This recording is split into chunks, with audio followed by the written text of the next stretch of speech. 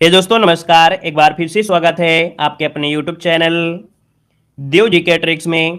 तो दोस्तों हम यहाँ पर डेली देख सकते हैं कि आप जो क्लास होती है ये हिंदी की, जिसमें से आपके 50 क्वेश्चन आपके होते हैं। फुल प्रैक्टिस सेट आपका होता है और इसी के साथ साथ यहाँ पर हिंदी साहित्य के भी बहुत ही बेहतर आपके यहाँ पर क्वेश्चन आपके लिए जा रहे हैं। तो चलिए स्टार्ट करते हैं। गुड इवनिंग सभी को, गुड इवनिंग। और सभी को यहाँ पर दीपावली की बहुत बहुत ढेर सारी शुभकामनाएं। चलिए आ रही आवाज। चलिए तो स्टार्ट करते। देखिए पहला क्वेश्चन आपके सामने दिया गया है। यहां पर दिया संघ की राजभाषा हिंदी और लिपि देवनागरी है। यह भारत के संविधान के किस अनुच्छेद में वर्णित किया गया है? यहां पर आंसर बताइए। इसका आंसर राइट क्या हो जाएगा? चलिए भाई, हाँ लाइव ही क्लास चल रही है, परेशान क्यों हो रहे? सब क्लासें लाइव हैं।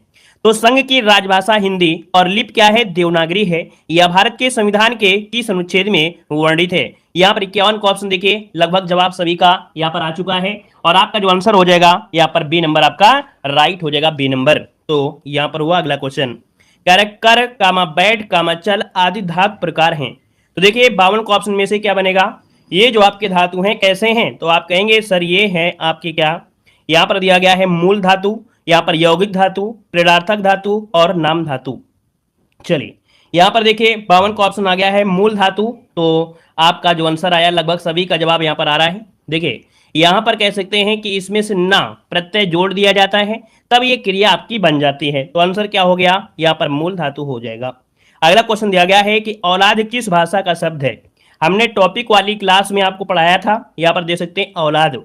यहाँ पर जो आपका आंसर है औलाद में, तो आपका जवाब क्या बनेगा? ए नंबर। ये अरबी भाषा से आया है, याद रखिएगा कि औलाद शब्द ये विदेशी भाषा का है और कहां से लिया गया है? तो आपका अरबी जो इसका आंसर है आपका राइट हो जाएगा। आगे बढ़िए, क्वेश्चन दिया गया है, कह रहे अति धन उक्ति शब्दों की संधि करने पर क्या बनेगा? अति धन उक्ति शब्दों की संधि करने पर शब्द कौन सा बनेगा? देखिए यहाँ पर 54 की अगर बात किया जाए तो आंसर क्या हो सकता है? चलिए 54 नंबर में जवाब आ रहे हैं। यहाँ पर अत्युक्ति कौन सा ऑप्शन? यहाँ पर देखिए बी वाला अत्युक्ति, ये वाला आपका आंसर है राइट हो जाएगा, ऑप्शन बी। अगला क्वेश्चन दिया गया है परशुराम का पर्यायवाची शब्द नहीं है। देखिए क्या कह रहा है? नहीं शब्द आपसे दिया गया है। कभी कभी क्या होता है जल्दीबाजी हम लोगों से यही गलती हो जाती है। तो देखिए 55 नंबर में आपसे कह रहा है। तो देखो परशुराम को हम भार्गव भी कहते हैं, भृगुनंदन भी कहते हैं, रेणुका तनय भी कहते हैं, लेकिन जो शिव प्रिय दिया गया है मतलब 55 का जो ऑप्शन दिया गया है यहाँ पर बी नंबर है, ये आपका नहीं होगा दोस्तों, याद रखिएगा। ठीक है, आगे बढ़िएगा। निम्नलिखित में से कौन सा पद तत्पुरुष समास का है? यहाँ पर देखो दिया गया है तत्पुरुष समास का पूछा गया है, कह रहा है कौन सा पद तत्पुरुष समास का है।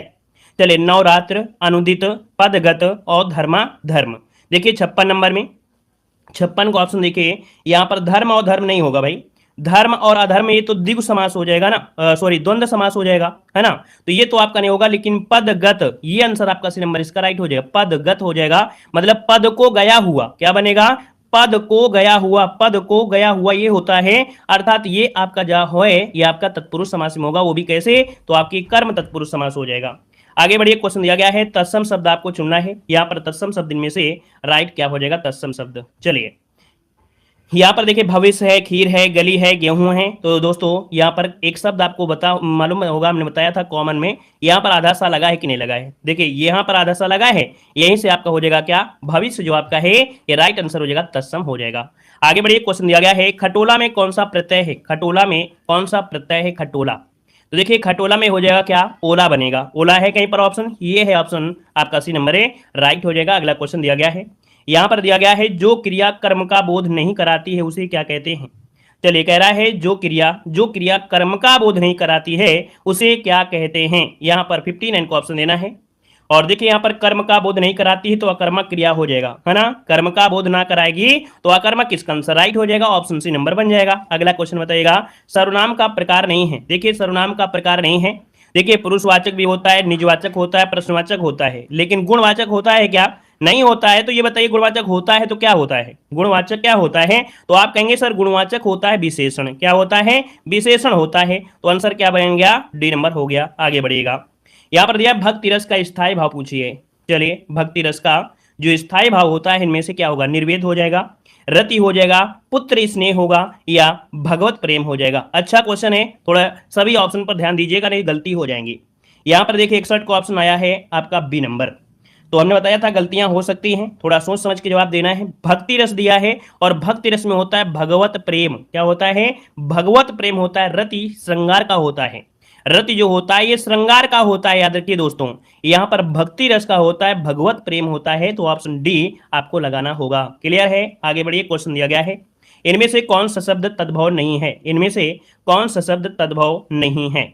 चलिए, गेह, देह, धूल और यहाँ पर फूल। देखिए 62 नंबर में, तो 62 को ऑप्शन देखकर तद्भव नहीं है, तो दोस्तों यहाँ पर देखा जाए तो गेह भी है, धूल भी है, फूल भी है, लेकिन देह शब्द जो आपका है दोस्तों ये तद्भव नहीं है। तो 62 का ऑप्शन क्या बनेगा? यहाँ पर आंसर आपका बी नंबर ए राइट हो जाएगा। ठीक है ना? यहाँ पर आगे बढ़िए, क्वेश्चन आपसे दिया गया है, कौन सा विलोम युग्म गलत दिया गया है? कौन सा विलोम युग्म गलत दिया है? मूक। मूक का होता है वाचाल, अर्थात ये भी पॉइंट आपका ये सही है। संपन्न का विपन्न दिया गया है, सम्मुख का विमुख दिया गया है, लेकिन अगर देखा जाए ऑप्शन सी मितव्ययी का दिया है अल्पव्ययी।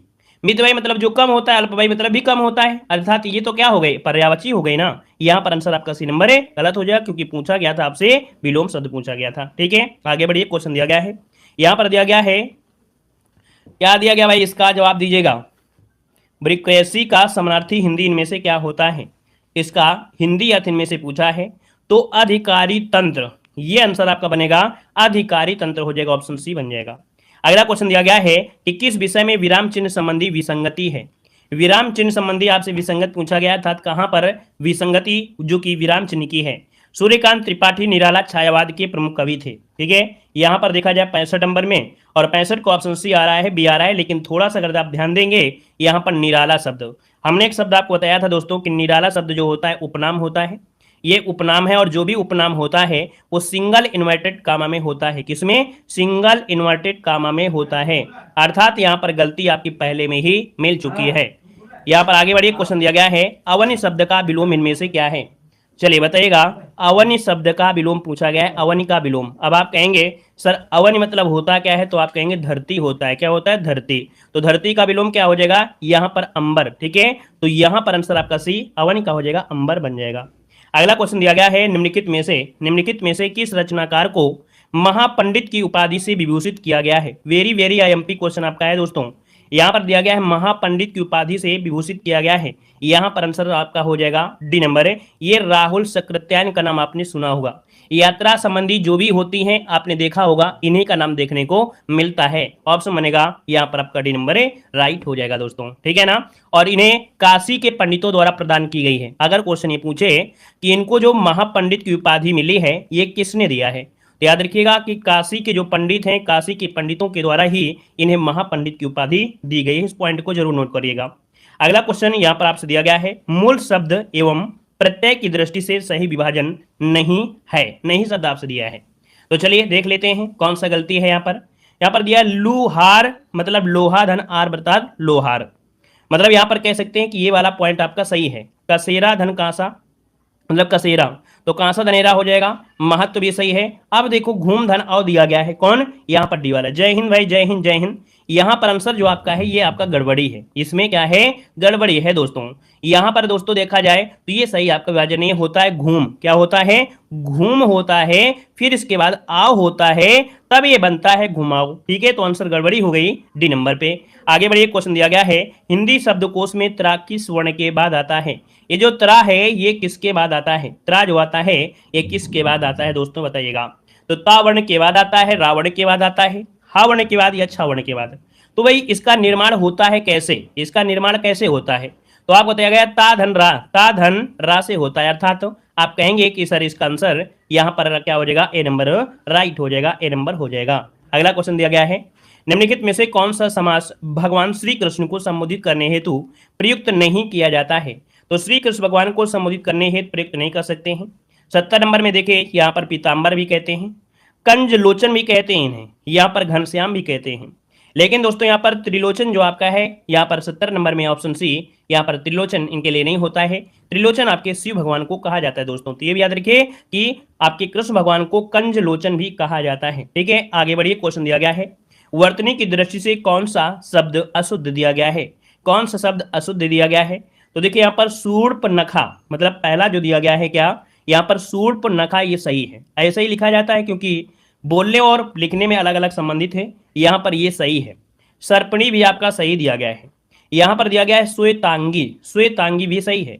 ये जो चतुरणी दिया है दोस्तों ये गड़बड़ी है, चतुरणी ये गड़बड़ी है। यहां पर दोस्तों चतुर से होता है चतुराई, या तो बनता है चतुरता, क्या बनता है, या तो चतुराई कर दीजिए या तो चतुरता कर दीजिए। इस कारण से दोस्तों गड़बड़ी है ऑप्शन डी पर। ठीक है, आगे बढ़िए, क्वेश्चन आपसे दिया गया है, कह रहा है सट धन आनंद शब्द की संधि होगी, सट धन आनंद शब्द की संधि इनमें से कौन सी है। चलिए, सट धन आनंद तो दोस्तों टा का परिवर्तन डा में होता है, तो सड आनंद हो जाएगा सड आनंद, कौन सा, यहां पर आंसर जो आपका बनेगा वो आपका सी नंबर है, राइट हो जाएगा दोस्तों। ठीक है ना। अब यहां पर 72 नंबर में कुछ लोग जवाब दे रहे हैं, क्या यहां पर पहला दे रहे हैं, तो भैया यहां पर क्या पूछा है, सड आनंद होगा, जब इसे तोड़ेंगे तो डा का परिवर्तन टा में होगा, तभी तो ये जो आपका भाई अगर आप पहले कर लें, मान लो 1 मिनट को अगर आप लोग के दिमाग में आया कि मान लेते हैं कि इसको हम इसमें कर देते हैं, तो आप ये बताइए कि आधा टा यहाँ भी है और आधा डा यहाँ पर है, तो ऐसा हो सकता है, बताइए बताइए ऐसा होगा क्या, होगा क्या। तो दोस्तों यहाँ पर देखिए क्या हो जाएगा, सट धनानंद सड़ानंद होता है, आंसर आपका सी हो जाएगा। अगला क्वेश्चन दिया गया है कि अब चला जाए यह वाक्य क्या है, अब चला जाए ये जो वाक्य है कैसा वाक्य है। तो दोस्तों यहाँ पर अब चला जाए 73 नंबर में, अब चला जाए अर्थात दोस्तों क्या है, कर्मवाच्य होगा क्या, या भाव को तो ऑप्शन कहेंगे, आप लोग सब कहेंगे सर भाववाच्य है, यहाँ पर भाव की ओर इंगित कर रहा है। यहाँ पर आगे बढ़िए, क्वेश्चन आपसे अगला पूछा गया है, कह रहा आपसे बरवे के समचरणों में कितनी मात्राएं होती हैं, बरवे के समचरणों में कितनी मात्राएं होती हैं।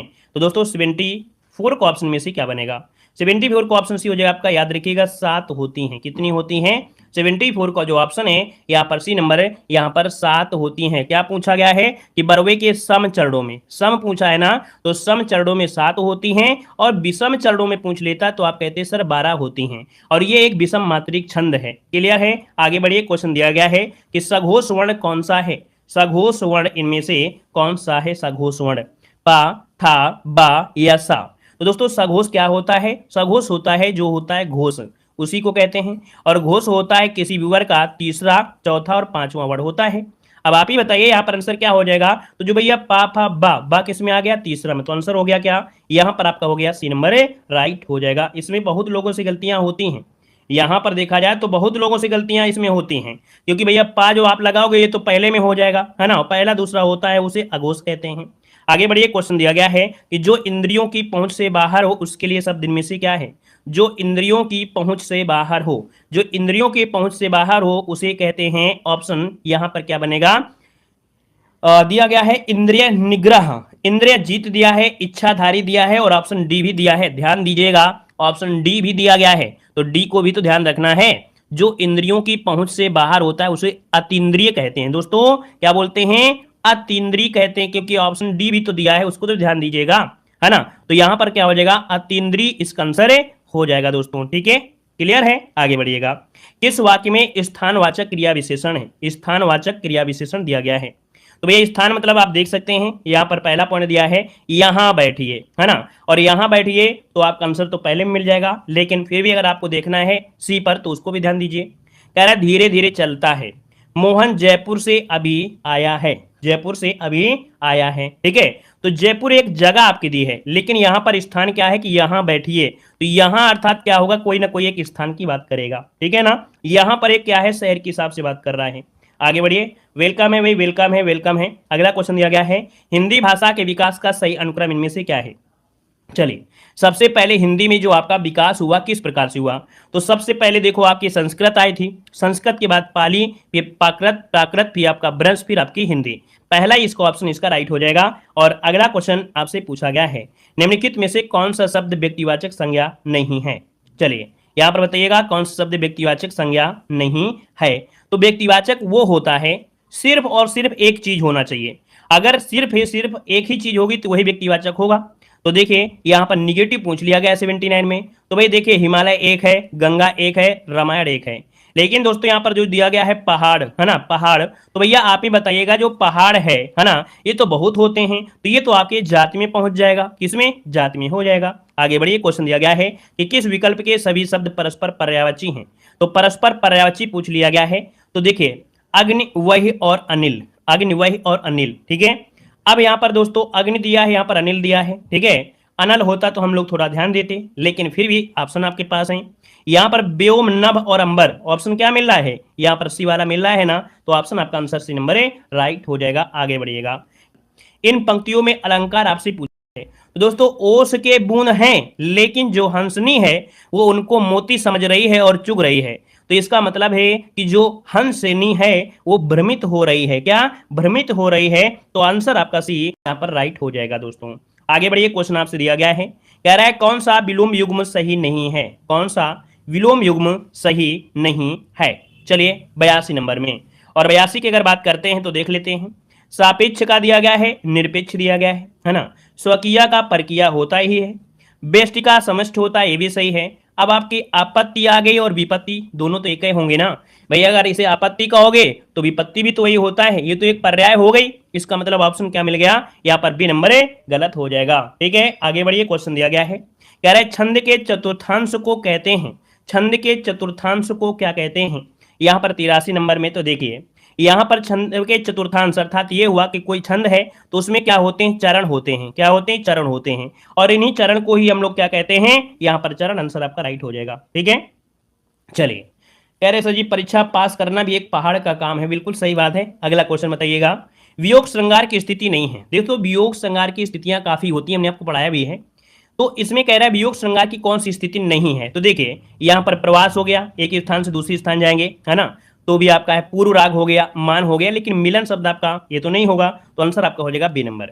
अगला है सिया राम स्वरूप अगाध अनूप विलोचन मीनन को जलू, श्रुति राम कथा मुख राम को नाम ही पुनि राम ही को थलु है। यहाँ पर रस पूछ लिया है। अब 85 नंबर में आप बताइए कौन सा रस हो सकता है, तो भैया यहाँ पर राम शब्द आपको दिया है, नाम शब्द आपको दिया गया है, पुनः ही दिया गया है, राम ही दिया गया है, कथा भी दिया गया है, तो भैया आप कहेंगे कि यहाँ पर क्या है, भक्ति रस है, क्या है, भक्ति रस, इसका आंसर है, राइट हो जाएगा दोस्तों। अगला क्वेश्चन दिया गया है, कह रहा है निम्नलिखित में से कौन सा शब्द निजवाचक सर्वनाम है। निज मतलब क्या होता है, निजी बात, निजी चीज मतलब होती है अपनी चीज, अर्थात अपने के लिए जो हम लोग बात करते हैं, तो अपने की बात करते हैं तो दोस्तों यहाँ पर हो जाएगा स्वयं, क्या, अपने के लिए, अर्थात स्वयं, आंसर है, राइट हो जाएगा। अगला क्वेश्चन दिया गया है कि अध्यापक ने कक्षा में गणित की परीक्षा ली, वाक्य में बताइए कौन सा वाच्य है, कौन सा वाच्य है। तो दोस्तों यहाँ पर अध्यापक ने कक्षा में गणित की परीक्षा ली, तो भैया फोकस किस पर हो रहा है, सबसे ज्यादा फोकस किस पे हो रहा है, तो आप कहेंगे सर यहाँ पर कर्ता पर हो रहा है, और कर्ता क्या है, यहाँ पर अध्यापक है, क्योंकि कक्षा में गणित की परीक्षा ली है, लेकिन किसने लिया है, अध्यापक ने, तो फोकस किस पर हुआ है, कर्ता में है, तो आपका कृत्यवाची आंसर है, राइट हो जाएगा। अगला क्वेश्चन बताइएगा, ईश्वर ने सुनने को दो कान दिए हैं, इनमें से सुनने को वाक्यांश में कौन सा कारक है, सुनने को।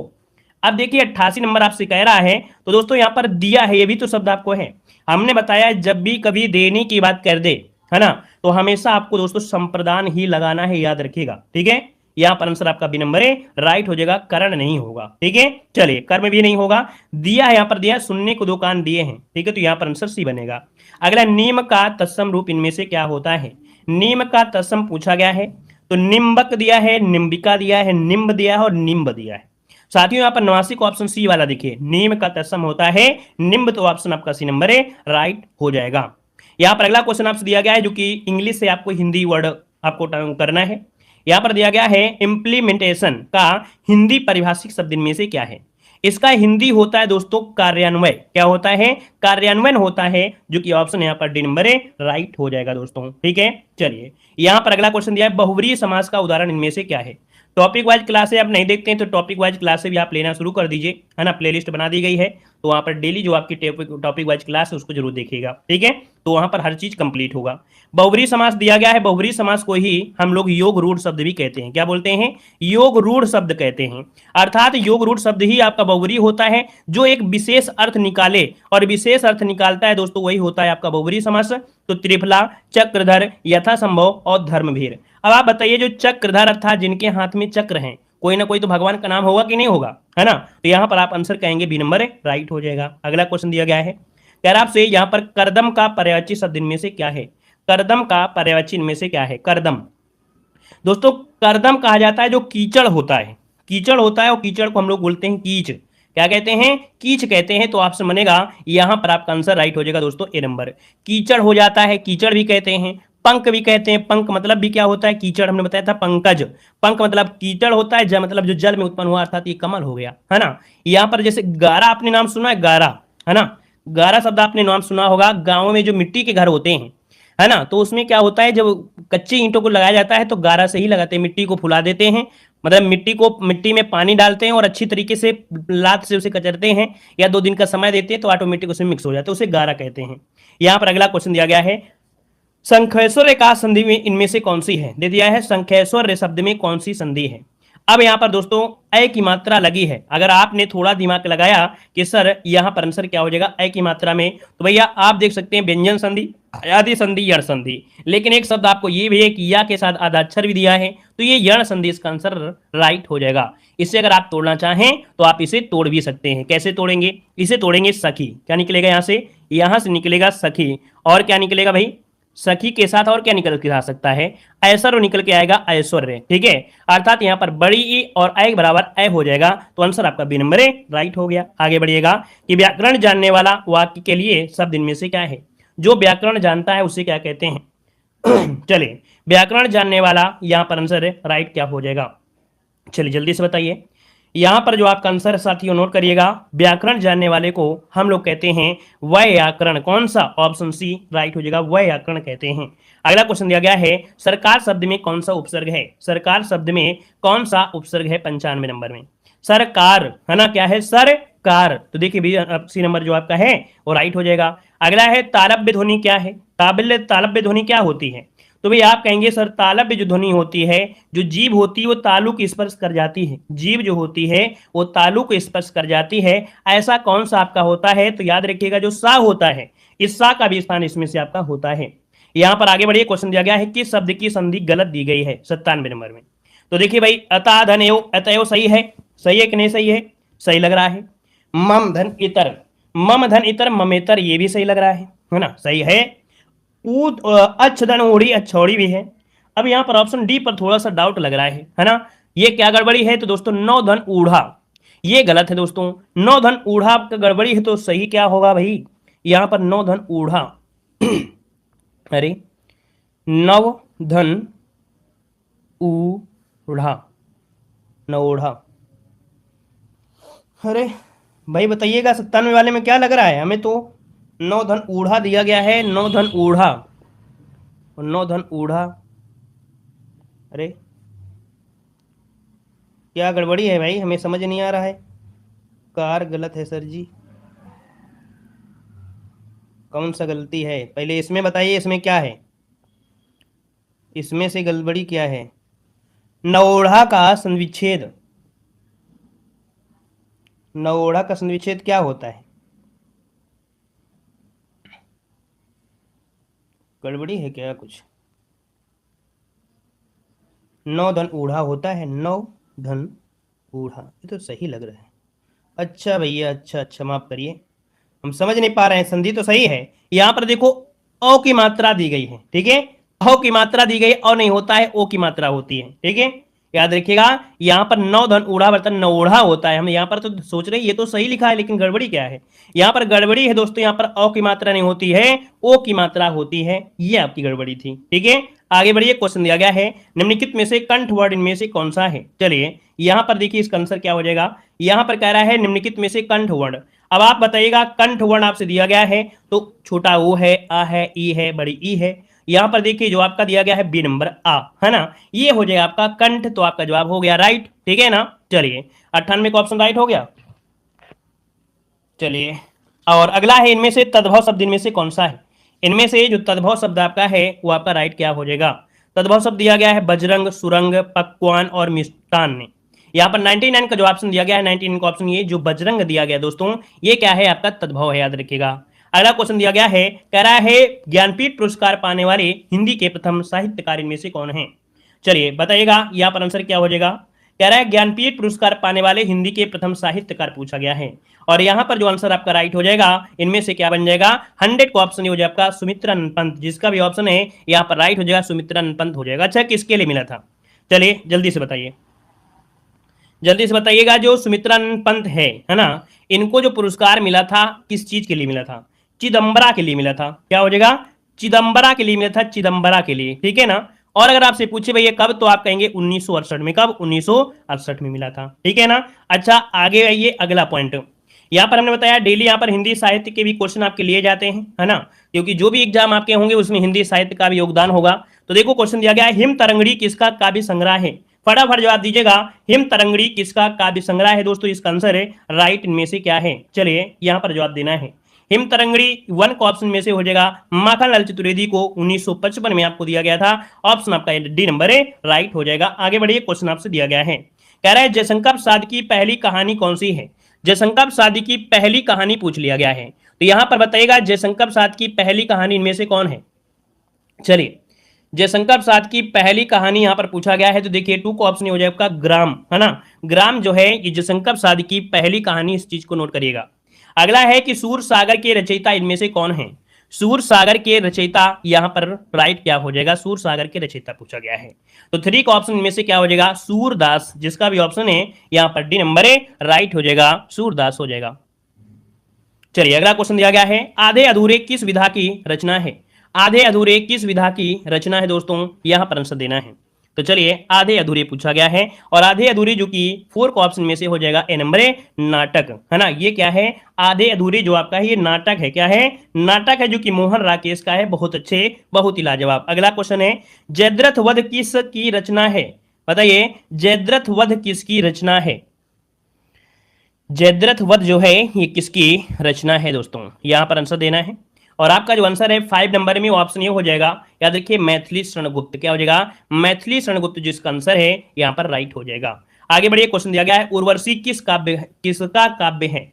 उर्वशी जो आपका है किसका काव्य है? उर्वशी, 6 को ऑप्शन देना है। और यहां पर जो आंसर आपका है दोस्तों रामधारी सिंह दिनकर, इसका आंसर है राइट हो जाएगा। अब आपके दिमाग में है कि सर जयशंकर प्रसाद है, तो हमने बताया जब दोनों होते हैं तो सबसे पहली प्राथमिकता रामधारी सिंह दिनकर को ही देना होता है, ठीक है।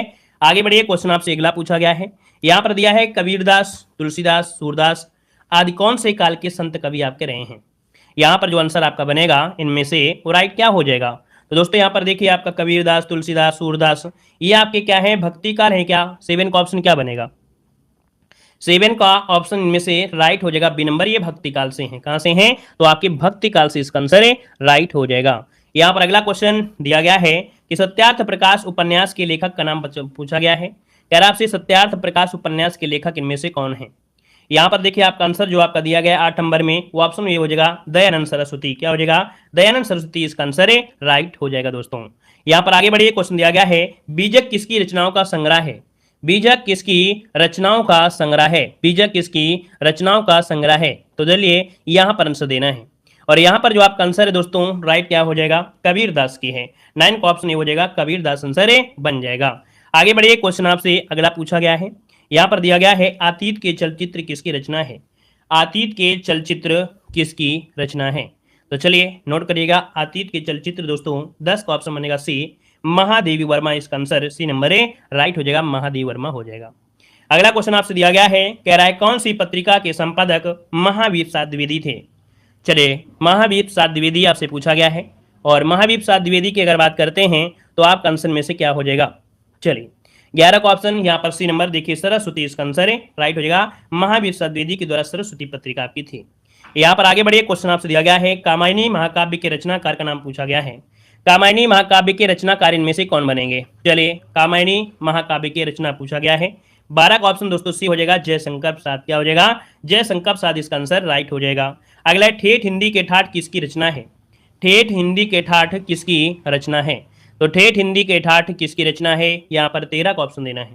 जवाब हो जाएगा डी नंबर दोस्तों, अयोध्या सिंह उपाध्याय हरिऔध, जिसका भी ऑप्शन आ रहा है यहाँ पर राइट हो जाएगा दोस्तों। यहाँ पर अगला क्वेश्चन दिया गया है, हिंदी भाषा का प्रथम प्रमाणिक ग्रंथ इनमें से कौन सा है? हिंदी भाषा का प्रथम प्रमाणिक ग्रंथ जो है इनमें से कौन हो जाएगा? चलिए हिंदी भाषा का प्रथम प्रमाणिक ग्रंथ इनमें से क्या बनेगा? 14 नंबर में, 14 का ऑप्शन नोट करिएगा। यहाँ पर आंसर आपका बनेगा सी नंबर है, पृथ्वीराज रासो। क्या हो जाएगा? पृथ्वीराज रासो जो आपका आंसर है यहाँ पर राइट हो जाएगा। आगे बढ़िएगा, सुमित्रानंद पंत को किस कृति पर ज्ञानपीठ पुरस्कार मिला था? चलिए सुमित्रानंद पंत को ज्ञानपीठ पुरस्कार जो मिला है ना, ये किसके लिए मिला था इनका? तो यहाँ पर देखिए आपका आंसर राइट हो जाएगा 15 नंबर का ऑप्शन डी, याद रखिए चिदम्बरा के लिए। किसके लिए? तो चिदम्बरा, इसका आंसर है राइट हो जाएगा। ठीक है, आगे बढ़िए, क्वेश्चन आपसे दिया गया है, खड़ी बोली का प्रथम महाकाव्य इनमें से कौन सा है? खड़ी बोली का प्रथम महाकाव्य इनमें से पूछा गया है, खड़ी बोली महाकाव्य पूछा है। चलिए देखिए यहाँ पर आंसर आपका 16 नंबर का ऑप्शन क्या बनेगा? प्री प्रवास लगाना है, काम आईने मत लगाइएगा, क्योंकि यहाँ पर पूछा गया है महाकाव्य पूछा गया है, वो भी खड़ी बोली का, तो प्री प्रवास इसका आंसर है, राइट हो जाएगा। अगला क्वेश्चन दिया गया है, यहाँ पर दिया गया है, पुस्तक हवा में हस्ताक्षर किस साहित्यकार की रचना है? पुस्तक हवा में हस्ताक्षर किस साहित्यकार की रचना है? चलिए यहाँ पर आंसर देखिए 17 नंबर में, और 17 का ऑप्शन बी नंबर हो जाएगा, डॉक्टर कैलाश वाजपेयी की है। किसकी है? डॉक्टर कैलाश वाजपेयी, आंसर है, राइट हो जाएगा। अगला क्वेश्चन दिया गया है, छायावाद को प्रतिबिंबवाद किसने कहा है? छायावाद को प्रतिबिंबवाद जो कहा है वो किसने कहा है? यहाँ पर आंसर आपका हो जाएगा रामविलास शर्मा। क्या? रामविलास शर्मा जो आंसर है यहाँ पर राइट हो जाएगा। और अगला क्वेश्चन दिया गया है, वैदेही वनवास किसकी रचना है? वैदेही वनवास किसकी रचना है? वैदेही वनवास किसकी रचना है? यहाँ पर दोस्तों देख सकते हैं 19 का ऑप्शन क्या हो जाएगा? 19 का ऑप्शन राइट हो जाएगा, ये नंबर है अयोध्या सिंह उपाध्याय, आपका आंसर राइट हो जाएगा। अगला आपसे दिया गया है, कनुप्रिया के रचनाकार इनमें से कौन है? कनुप्रिया के रचनाकार इनमें से कौन है? कनुप्रिया के रचनाकार। चलिए 20 नंबर, यहाँ पर 20 का ऑप्शन में से क्या हो जाएगा? 20 नंबर कनुप्रिया धर्मवीर भारती। कनुप्रिया धर्मवीर भारती आपका आंसर आ रहा है, नंबर बिल्कुल राइट है। और अगला दिया है, 100 अजान एक सुजान के रचनाकार का नाम बताना है।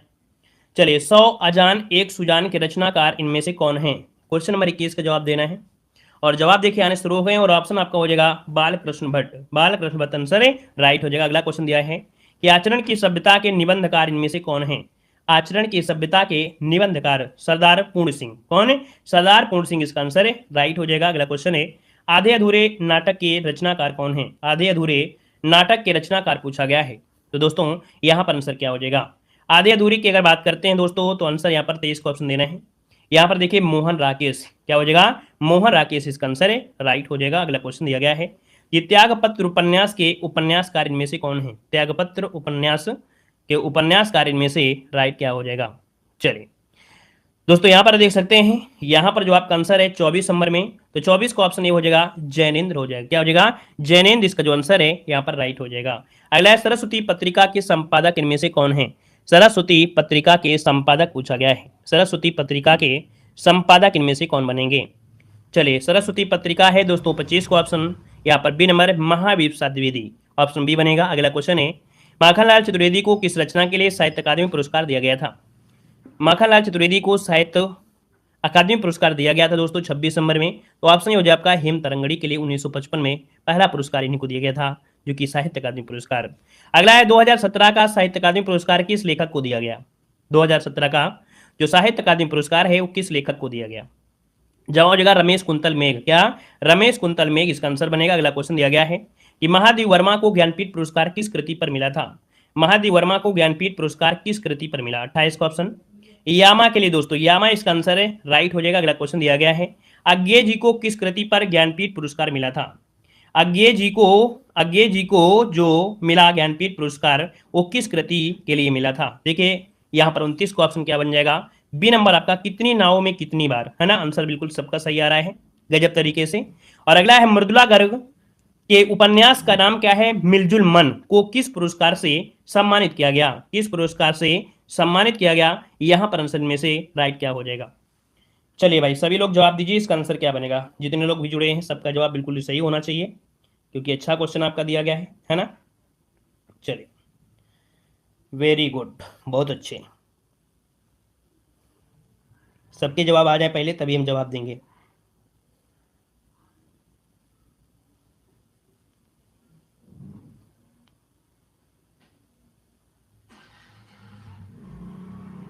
चलिए देखिए 30 का ऑप्शन आपका बनेगा बी नंबर, याद रखिएगा साहित्य अकादमी पुरस्कार मिलजुल मन के लिए इनको साहित्य अकादमी पुरस्कार दिया गया था। ऑप्शन बनेगा यहाँ पर आपका बी नंबर है, राइट हो जाएगा। तो दोस्तों इस प्रकार से ये कंप्लीट आपकी क्लास होती है। वीडियो को लाइक करें, चैनल को भी सब्सक्राइब करिएगा, ठीक है। धन्यवाद सभी को, जय हिंद सभी को।